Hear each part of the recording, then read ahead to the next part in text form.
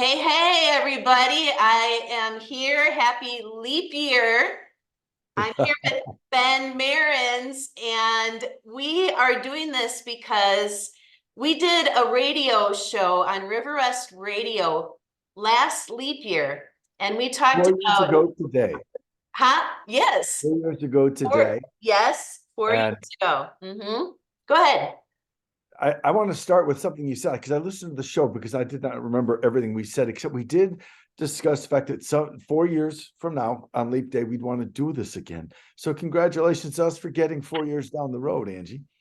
Well, guess Uh, what we also said? We said we were going to make it comedic, and I don't know if it's going to be comedic, but we'll just Maybe just the fact we made it this far. I'd actually want to say something. It's not comedic at all that I want to start with. We talked last 4 years ago, last show, about teaching kids and the idea that it's okay to make mistakes. You said they don't have to be um uh they don't have to be perfect. They have to work toward perfecting something. And it was so significant to me thinking about it, the idea that it is a verb to perfect, not a noun. And when you think of it as a noun, something you attain, it will drive you insane because you never quite get there. Those who go to those lengths in mm-hmm. gymnastics and mathematics and music or whatever, to be up in that stratosphere is daunting. But I just wanted you to talk something about the idea of perfecting something and not being perfect. Perfecting something and not being perfect. Yes. That is a tough question. But the idea that you don't, perfect is a noun, but perfecting is the action of attaining whatever your greatness is.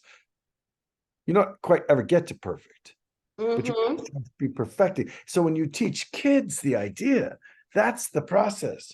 So you make Yeah. a mistake, that doesn't mean you're not perfect. It means you're perfecting still, which is a way to get some children, to get children and adult students to Mm-hmm. embrace the mistakes as part of the process. Because you talked about that 4 years ago.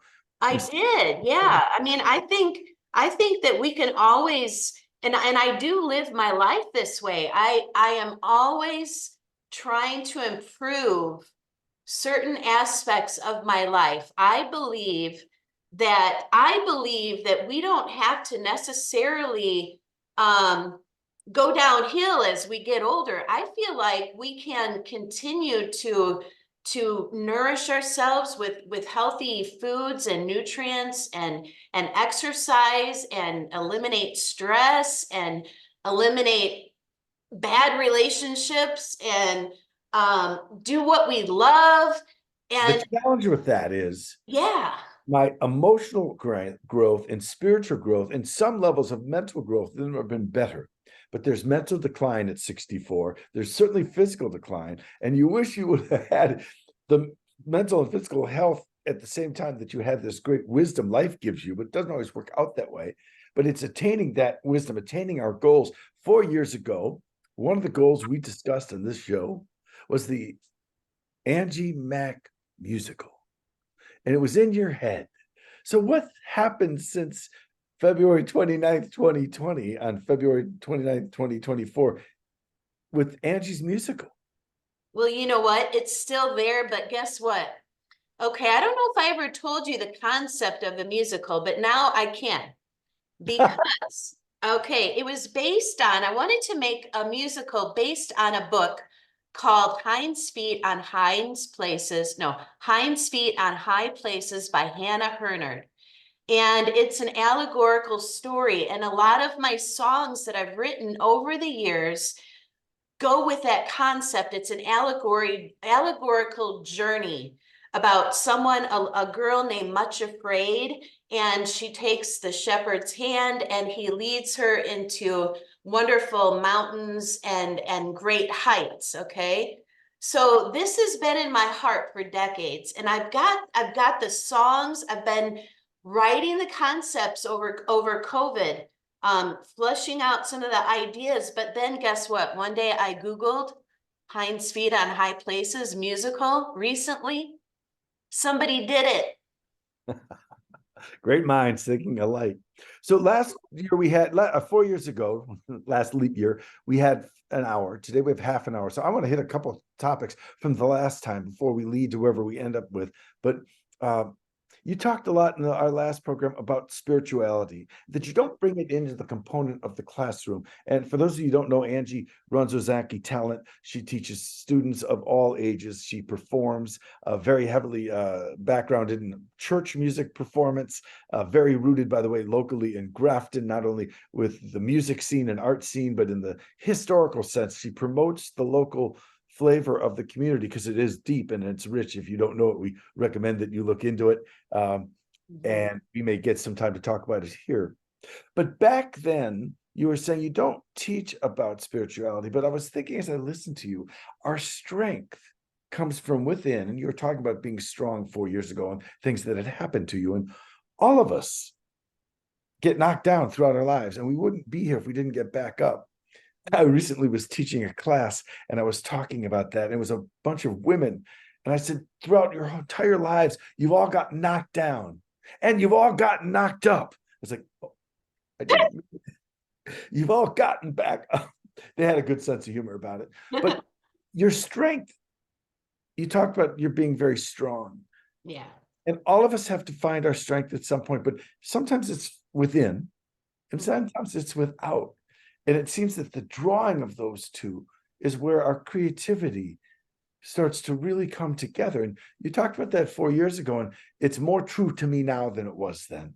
So asking the question now means so much more about the idea of how you blend the creativity you have from who you are and where you are and who you're with. The nature nurture thing. Yeah, yeah. Well, for me, I think that a sermon can be spoken in your life, right? And as I was thinking about today, I was thinking the song popped into my mind, Seasons of Love from Rent, Yes. 525,000, Mhm. I how do you measure life in love? A sermon can be preached better in the life that you live than in what you say. And in that regard, that is how I live out my spirituality. And not that I'm perfect, but like you were saying earlier, I'm working towards, improving things in my life, and so many things have improved. And that's a beautiful thing, is that there's hope, and we can improve things in our lives. And so that I live, my spirituality is very, every breath I take, every move I make. I think those are lyrics to a song. Kind of catchy, I think. uh yeah, and I know you're the same way. And I think that's why we resonate so well, and why I love your music is because when you sing, remember when I heard you sing at Fiddleheads in Thiensville? Oh I think gosh, yeah. that's, I mean, I heard you singing stuff before that, but when you sang in Thiensville in Fiddleheads, and you brought your guitar, and we're out there, and there is an energy that comes out of you when you sing, and it's very healing. And when you play, and it's very healing. And that is a thing that, and I've said this to you before, I feel like the world needs that, Yeah. that healing component of music. My biggest challenge for the music I'm putting out there, and it's very emotional. I play Yeah. every day, and I'm not getting out there enough. Whether I should do Facebook concerts or try to go out to do more shows and places, I don't know, but it does fill my cup. And I was thinking as I was listening to you talk about creativity in the show from 4 years ago, I wanted to play the guitar, and I waited till the show was over, and I couldn't wait to get the guitar in my hands because I just feel energy from that. So another thing we talked about 4 years ago is the fact that, well, you're not classically trained. You had thought you'd be a composer, and life got in the way, and then you wanted to produce shows, and you didn't have a theater background exactly, but you said by not being classically trained, Mhm. it it gave you another way to teach and to direct. I'm the same way with my music, but I want to know from Angie's eyes, how not being classically trained frames how you say what you teach and how you do when you direct. Yeah, well, I think when I direct a show, I'm an artist at heart. And I'm very much into composition and light, and I've spent a lifetime using the arts to impact an audience, okay? I'll never forget the first time when I was 10 years old, I sang my first solo. It was You Light Up My Life, and it was at a mother-daughter banquet, and everybody started to cry. And I thought as 10-year-old, I thought I sounded bad. But I later learned that there was something in me, the ability to emote emotions through music, because when a performer is able to give that emotional component, it impacts the audiences. And and that is what I'm able to bring is more the emotion of the art, or the emotion of the movement, or the song, or the composition.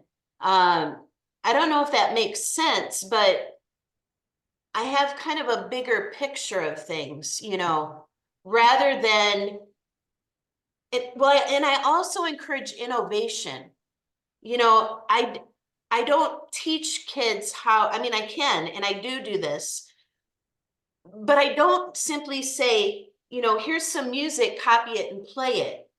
What I do is I say, what is your favorite song?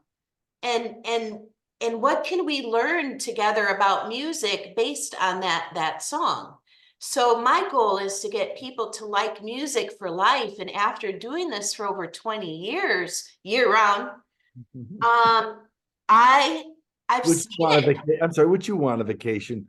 You said that 4 years ago too, that you never get a summer off. Is it a dream to have it off, or would you die not working? You know what? I actually, after when COVID hit, one of the beautiful things I got to do was I got to travel to 13 states with a friend in my car.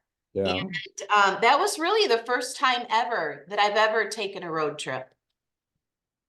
And I'm so glad I did it. We went in December and January, and I'm Mm. so glad we went down to New Orleans, Texas, over to Arizona. We did this huge loop of 13 states, and I would like to travel more. I really would. I really would. But I had a, I'm mhm. sorry, Yeah, no, I just said I really would like to travel. I don't doubt that. You will. You will. I had that same trip. I was going to tell you, I had a friend call me, but when I was in my early 20s, between undergrad and grad school, and he said, "Hey, you want to go to a party?" I'm like, "Yeah, sure." He goes, "You're going to have to rent a tuxedo." I'm like, "Wow, sounds like some party. Okay, where are we going?" He said, "We're going to the Louisiana Superdome for the Endymion Ball. It's part of Mardi Gras. And my brother works for a company, and they've got a table, and we're invited. All we have to do is get there." So we drove from Chicago and through the ice and snow and down south where the weather changed every couple hours. It was just an amazing trip. I know, I loved it. I'm so glad that I did it, and I was able to go with a girlfriend, and that just made it even better. So shout out to Pearl. Pearl. Yeah. So we talked a lot the last time also about bringing out others' creativity, which you Mhm. do very well. And you said there was a need, though, for you to pull back from the inclination to want to give as a teacher of creativity, an enhancer of creativity, Yeah. to being someone who expresses their creativity. Yeah. Did you succeed in the last 4 years at that? Yeah, I mean, I haven't arrived at perfection, but yes, one of the first things that I did, yes, I've been on the journey of being Angie Mack's biggest fan. It's hard to do that. And Angie Mack's coach. And what I started with was I decided that I was going to put a baby grand piano in my living room. And I started with that because I've always been drawn to the piano. Playing the piano is how I express my feelings and have for a very long time. So I did that. And then I had, some beautiful opportunities along the way. I got to be the designer for a music video that ended up being a fundraising video.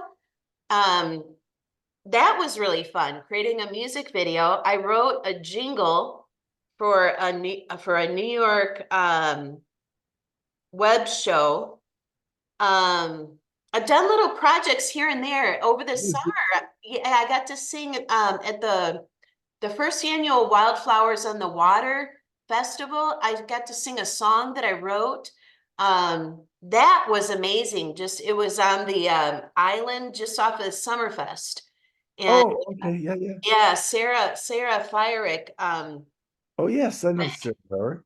I just met her. Yeah. And so um she said, yeah, I'm doing this wildflower song that I just wrote. And I said, I have a song named Wildflower. And and it was beautiful, but I still haven't arrived. I still haven't arrived, but I'm working towards it. I'm recording songs as they move me. I am, you know, journaling things. I am one of the hardest things that I've had to learn is that when you know that you have a passion and a vision and a calling in life, a lot of what that means is you got to say no to a lot of good things. I mean, obvious, you got to say no to bad things, obviously, but you got to say no to good things. And sometimes that means saying no to people that you love, and that has been hard for me, but very necessary if I'm going to be my biggest coach. To have some space, yeah. You do need the space. I think I Mhm. naturally do that when I'm not working. Often early in the evening for a couple hours, I play guitar while my wife Michelle is working on her book, Yeah. and different sides of the house. And then we kind of come together after we've both had time at it. But by the fact that that's regular routine for me, there's a Mhm. million things around the house, around the community, around friends that get put off some. But I couldn't go a long time without adding that at some point. Uh, Yeah. but I think that we hear that, and I don't think it's a matter of you say achieving it. I think it's the ongoing practice of your art. So from what you said 4 years ago to today, congratulations, because you have been following this. I would like to know something about the jingle. Oh, well, okay. It was for Parrot TV and Parent TV? no, Parrot, Parrot TV. And it's only like, I don't know, 15-second or 30-second jingle, but this is the honest truth. It took me 13 hours Really? because when I set my mind to compose, I am hyper focused. And that's part of why I haven't delved into the musical so much, because I don't know if you've ever seen like the movie Amadeus, and and he's got his papers all over the floor and is like not eating, and he's like when I really throw into writing music, I can't pay a bill, I can't answer the phone, I can't eat, I have to Yeah, yeah. like get away and do this. But yeah, it took me 13 hours, but I loved it. I loved it. I loved it. It was I'm a sure, it and was it's the time is immaterial at that point. You just discussed the process of what it means to be, and in your case, a very, I'd say, intense creative. And I also made a note in our first show, listening to it, that I wanted to bring this up. It's only in the last couple of years I've looked at myself as a creative. mhm. So the fact I couldn't sit in a cubby hole in an office when I was trying to find my way, young career, or the way I work now, uh, Mhm. and the measuring stick, you know, isn't the same as I used to have it when I compared myself to friends who were sort of on that track, making money and traveling and vacations. And my life has been about something far different. But I never, being a creative was, you didn't sit still in school. You didn't quite understand things the way the other kids did. It wasn't necessarily attention deficit. It was just creatives' brains are going different places. And I Well, use my daily work now, mhm. but I think that coming to grips with that, like you said, becoming your best coach, that can take us a lifetime. Yeah, well, Ben, you mentioned attention deficit. One of the things that happened to me over this COVID time was I was diagnosed with attention deficit disorder for the first time in my life. I've had it my whole life, Whole life. Yeah.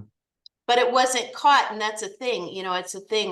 They don't catch it as well with girls because um part of it is because, I was really active as a child, but then I learned to, sit still and, this kind of thing, and then the hyperactivity went to my brain, and that's called inattentive ADHD. So that's been a new journey for me. That's been interesting, but good, very good, very good. Yeah. Just what a contrast to the description you just gave and the description you gave prior to that about what it's like when you're manically working on something and everything else is not there. So the Mhm. ability to hyper focus is there. You've overcome those challenges, not even knowing you had those challenges to overcome. That's true. That is true. Yeah, yeah, that Uh, is true. Hmm. Before we get kicked off here, I want to know, we've talked about what you do today. 4 years ago, we talked about what you dreamed of doing. So what do you think about today you want to do that you haven't done yet, that maybe in the next 4 years we talk 4 years later for you to say, yeah, I did that? I'm still going to continue as a performer. Yeah. My original dream and calling and gifting was as a performer. And then I, by whatever ended up teaching, but it's kind of like I'm going back full circle. I'm going back to the original, and I'm going back to that original core of who I really am.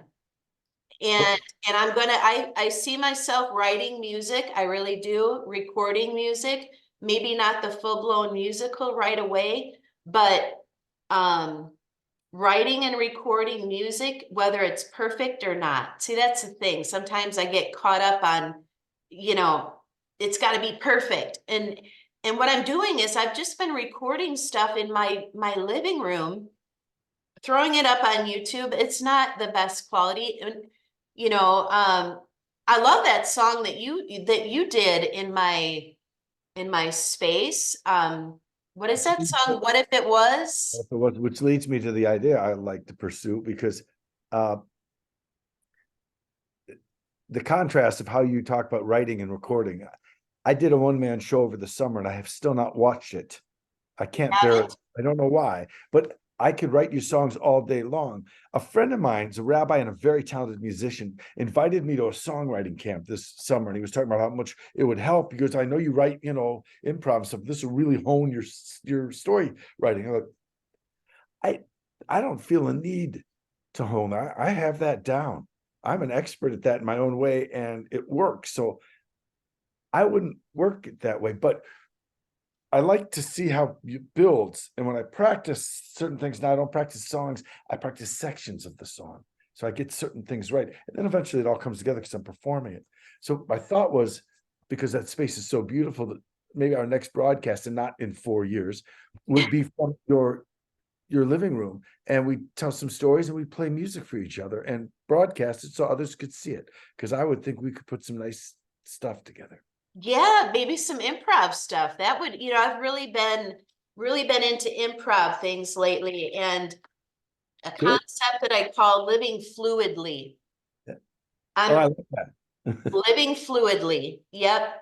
So on Thursday nights, I just found out, and of course, tonight nothing was going to stop me from doing this with you. But next Thursday night, there's an open jam at a theater at 10th in Wisconsin. It's an improv place, and they were writing up, or I was reading something online about them doing music improv at this jam. Hmm.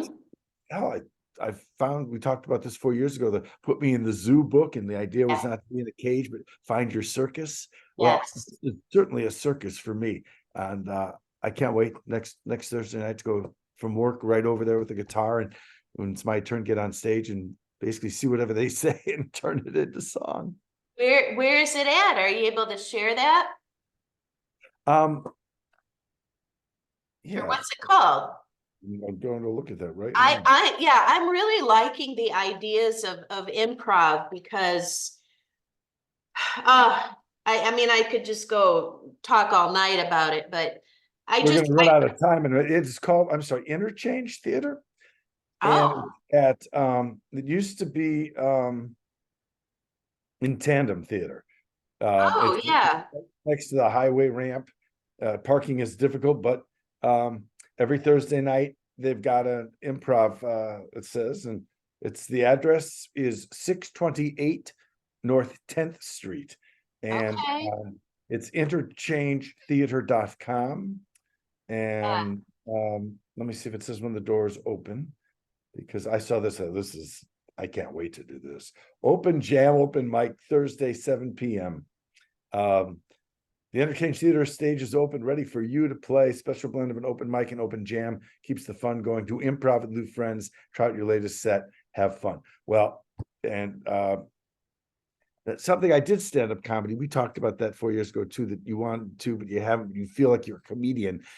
And I was not very good at it, but I've never done it with the guitar and the improv. So Oh, I'm funny on it. Um, so I would like to see that, you know, and I would like to, you know, visit some improv comedy places. I really would. And yeah, see, I'll go with you. You name the okay. time. Yeah, for real. I'll If you know of some place. Um, I'm just always afraid that I'm gonna say something that offends somebody. You know what I mean? Oh, then you're succeeding. You know, the world is just changing so fast, you know, and I just don't want to say anything that would upset anybody, you know. Well, if you do it from your heart and it's funny, that won't happen. I Yeah. think I would like to see on a, you know, a comedic stage expectation setting what I do with that guitar, because I could, when I'm not thinking too much about it, it's pretty easy. But Mhm. I want to go back to the students with Ozaki Talent. What did you start doing when you started? It was over 20 years ago, right? And what do you do now that's different? Oh goodness, what oh boy, you're taking me way back. Um Back then I think I used more, you know, books and materials and things like that. Uh Mm, Now when you know something well, I teach a little bit more intuitively, not so much by the book. yeah. I teach more intuitively. I will see a moment with a student, and I'll take that as an opportunity to build on.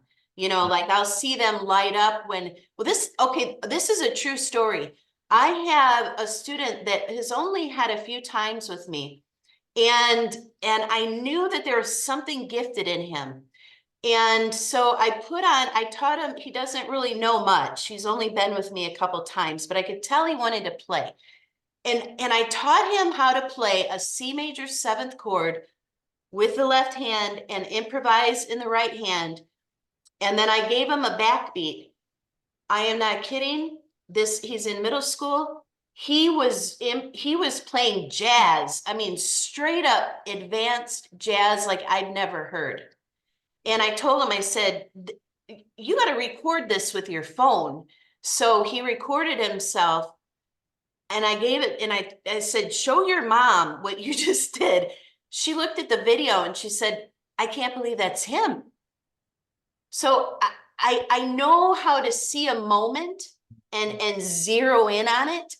And I know how to find that key that seems to unlock um, imagination. You know what, if that makes sense. It's not so much book, like, you know, I mean, I do the books, I do teach, don't get me wrong, I do teach fundamentals, I do teach sight reading, things like that.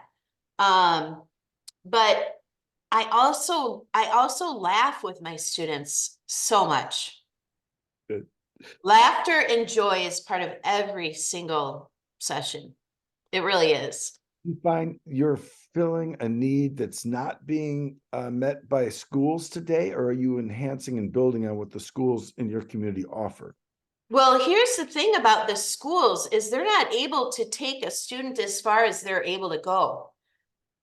Children have the capacity to learn far more than what they're taught in school. And I'm not knocking down schools. I'm just saying I've seen 13-year-olds record albums. I just saw a middle schooler, play advanced jazz.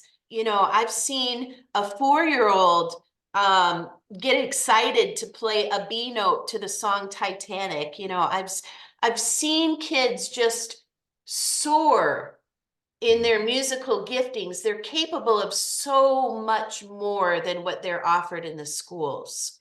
And that's what I'm able to do is take them, stretch them each week, stretch a little bit more, so that they're going at their level, their speed, their talent.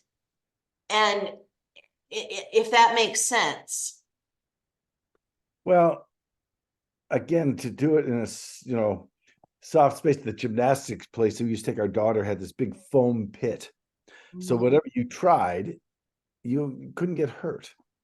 Providing an emotional foam pit for them is the only way they'll feel comfortable enough reaching as high as they have to reach, because you may fall. And if you fall and you're reaching, it's harder than if you don't reach at all. But if you don't reach, you don't get there.